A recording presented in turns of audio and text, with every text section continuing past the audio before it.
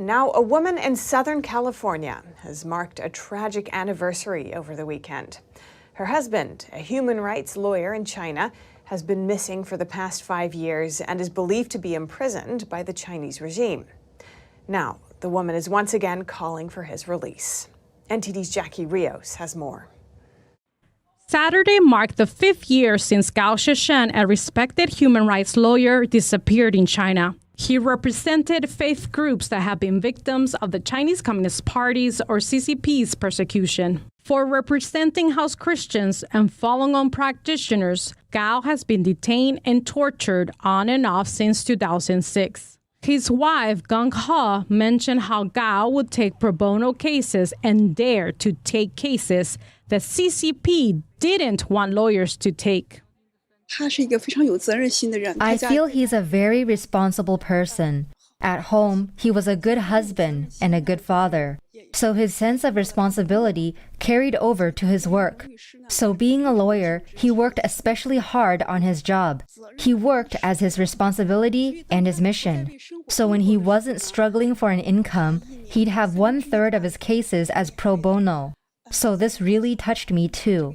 He really used his talents to provide help to people who needed it, including free help.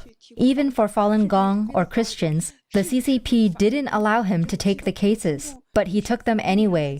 He used his kind heart and his profession to do that work. Gong explained how she has lost family members due to the CCP's harassment. More tragic thing is during these 5 years, the CCP continuously harassed Gao's older sister.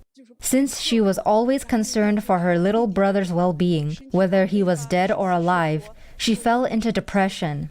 Finally, in May 2020, she drowned herself in a river. The local police wouldn't let my brother-in-law leave the area for fear he'd look for Gao. They took away his ID, forced him to sign documents at the station, and wouldn't let him leave. My brother-in-law was ill at that time. He needed to get medicine and see a doctor, but they always made things difficult for him. He eventually jumped off a building to his death. To commemorate the 5-year anniversary, Gong and supporters of Gao gathered in front of the Chinese consulate in Los Angeles to call for his release.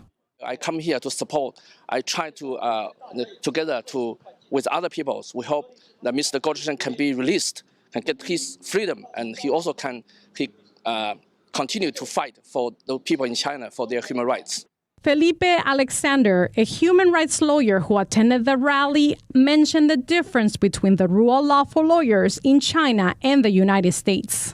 Because here I can take any cause I want. Often I even sue the American government on behalf of my clients if I feel that they've been egregious or they haven't been appropriate towards my clients. That is unthinkable in China. And so you have people like Mr. Gao who are brave enough to go against the establishment, who are brave enough to take on sensitive cases, and they're simply unable to do so.